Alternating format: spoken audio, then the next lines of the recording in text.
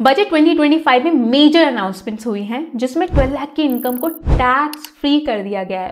What if अगर किसी की इनकम उससे 1,000 रुपए ज्यादा है या 25,000 ज्यादा है, क्या उसको पूरे टैक्सेस पे करने पड़ेंगे? इस तरीके के ढेर सारी कंफ्यूजन्स हैं और बहुत सारी फेक इन्फॉर्मेशन भी अवेलेबल है ओवर द इंटरनेट। हमने उन कंफ्यूजन्स को इस वीडियो में दूर करने का कोशिश किया है और बहुत ही तरीके से कैलकुलेशन करके बताएंगे कि आप कितने की टैक्स सेविंग कर सकते हैं। अगर आपको ये वीडियो पसंद आए ना, लाइक जरूर कीजिएगा, चैनल को सब्सक्राइब भी कर लीजिएगा ताकि हमारा मोटिवेशन ऐसी और वीडियोस बनाने के लिए बना रहे। अब तक आपके कानों तक ये न्यूज़ तो आ ही गई होगी कि 12.75 लाख रुपीस का इनकम टैक्स फ्री है। लेकिन व्हाट इफ अगर आपकी इनकम इससे 1,000 भी ज्यादा है, लेट्स से 12.76 लाख है, उस केस में क्या आपको पूरा टैक्सेस पे करना पड़ेगा? इसमें कितनी सच्चाई है ना, आइए समझते हैं। लेट्स से किसी की टोटल सैलरी 12,76,000 रुपीज है। टैक्सेबल इनकम में से अगर 75,000 का स्टैंडर्ड डिडक्शन हटा लें तो बचेगा 12,01,000 रुपीज। अब 4 लाख से 8 लाख के बीच में जो टैक्सेस बनते हैं वो है 20,000 रुपीज। 8 से 12 लाख के बीच में बनते हैं 40,000 रुपीज। 12 से 16 लाख के बीच में केवल 1,000 का एक्स्ट्रा इनकम है जिसपे 15% का टैक्स कैलकुलेट करेंगे तो टोटल हो जाएगा 150। सबको टोटल कर लेंगे तो ये हो जाता है 60,150 प्लस 4% सेस। मतलब केवल 1,000 के जंप के वजह से आपको पे करने पड़ेंगे 60,000 rupees approximately in taxes. Isn't it unfair? तो इसी अनफेयर को फेयर बनाने के लिए सरकार ने मार्जिनल रिलीफ दिया है। इसका मतलब है कि आपका एक्स्ट्रा टैक्स आपकी एक्स्ट्रा इनकम से ज्यादा नहीं हो सकता है। तो इस वाले सिनेरियो में आपको केवल पे करने होंगे 1,000 रुपीज प्लस 4% सेस। और ये तब तक एप्लीकेबल होगा जब तक आपका वो एक्स्ट्रा जंप टैक्सेस के इक्वल नहीं हो जाता। जैसे ही वो उससे ऊपर जाएगा तो आपको स्लैब्स के हिसाब से पूरे टैक्सेस पे करने पड़ेंगे।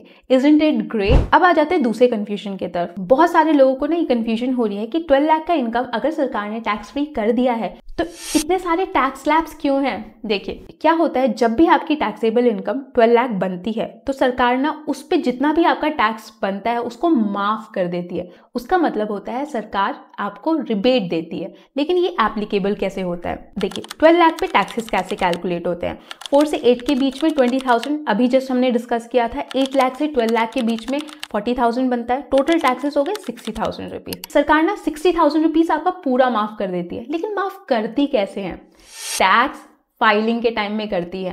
टैक्स फाइलिंग के टाइम में जैसे ही आप शो करते हैं कि आपकी टैक्सेबल इनकम 12 लाख बन रही है तो ऑटोमेटिकली कैलकुलेट हो जाता है और आपको 0 टैक्सेस पे करने पड़ते हैं। और इससे सरकार आपको ये भी समझाने का कोशिश कर रही है कि प्लीज अपनी टैक्स फाइलिंग करो, दैट इज वेरी इंपॉर्टेंट। तो अगर आप ये रिबेट का फायदा उठाना चाहते हैं ना तो आपको टैक्स फाइलिंग करनी पड़ेगी। और साथ ही साथ अगर आपका एम्प्लॉयर आपकी 12 लाख की सैलरी पे टैक्सेस काटता है ना तो सरप्राइज मत होइएगा, क्योंकि आपको इस पे रिबेट क्लेम करना पड़ेगा और ITR फाइलिंग करनी पड़ेगी। कैपिटल गेन्स के अराउंड में ना बहुत लोगों का दिमाग ना अलग तरीके से चल रहा है। 12 लाख की लिमिट तो सरकार ने दे दी है जिसपे आपको कोई टैक्सेस पे नहीं करने पड़ेंगे। लोगों को ये भी लग रहा है कि जो कैपिटल गेन्स से इनकम हो रही है ना उसको इस सैलरी में ऐड कर देंगे और उनका टैक्सेस बच जाएगा, लेकिन ऐसा नहीं है। ये ऐसे वर्क नहीं करता है। एक एग्जाम्पल देखकर समझते हैं। लेट्स से आपकी इनकम अगेन 12 लाख रुपए है और उसमें जो आपकी सैलरी से इनकम हो रही है वो 8 लाख रुपए की है जिसपे आपको ऑब्वियसली कोई टैक्स पे नहीं करना पड़ेगा। आपकी 2 लाख की income short term capital gain से हो रही है और उस पे टैक्स रेट्स के हिसाब से 20% टैक्सेस पे करने पड़ते हैं। लॉन्ग टर्म कैपिटल गेन भी हुआ है 2 लाख का जिसपे 1.25 लाख तो माफ होता है और 75,000 के बचे हुए अमाउंट पर 12.75% के हिसाब से 9375 का टैक्सेस बनता है। तो टोटल टैक्सेस कितने हो गए? 49,375 रुपीज, अप्रॉक्सीमेटली 50,000 रुपीज। तो आपको उस 12 लाख के इनकम पे इतने टैक्सेस पे करने पड़ेंगे।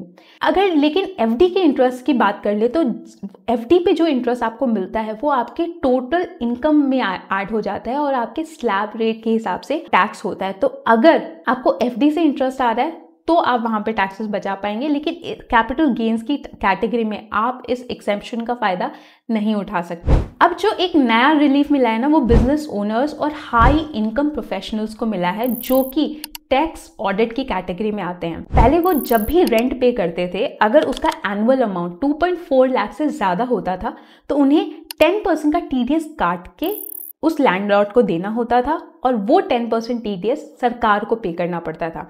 अब इस लिमिट को बढ़ाकर सरकार ने 2.4 लाख से 6 लाख कर दिए। तो अब लैंडलॉर्ड को यहाँ पे कितना फायदा होगा? Let's say annual rent 6 lakh rupees का, उस पर 10% का TDS कितना बनेगा? 60,000 रुपीज का बनेगा। और लैंडलॉर्ड को पहले कितना मिलता था? 5,40,000 रुपीज, बाकी 60,000 सरकार की जेब में जाता था। अब लैंडलॉर्ड्स के मजे ही मजे हैं, क्योंकि ये 60,000 रुपीज का अमाउंट उनकी पॉकेट में जाएगा।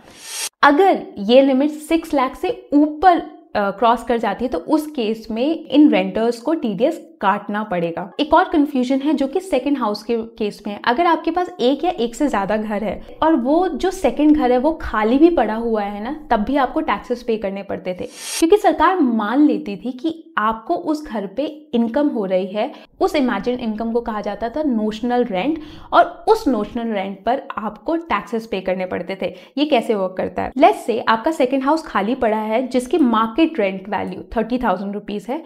एनुअल नोशनल रेंट कितना हो गया? 3,60,000 रुपीज। स्टैंड डिडक्शन उस पर जो कि मेंटेनेंस कॉस्ट होता है 30% का, वो हटा दे तो टैक्सेबल इनकम बनती है 2,50,000 रुपीज। उस पर अगर आप 30% टैक्स स्लैब में आते हैं तो उस पर आपको पे करने पड़ेंगे 75,600 रुपीज। अब आपको ये टैक्सेस पे नहीं करने पड़ेंगे, क्योंकि वो जो सेकंड हाउस है ना, उसको आप सेल्फ ऑक्यूपाइड दिखा सकते हैं और उस पर आपको टैक्सेस सरकार को नहीं देने पड़ेंगे।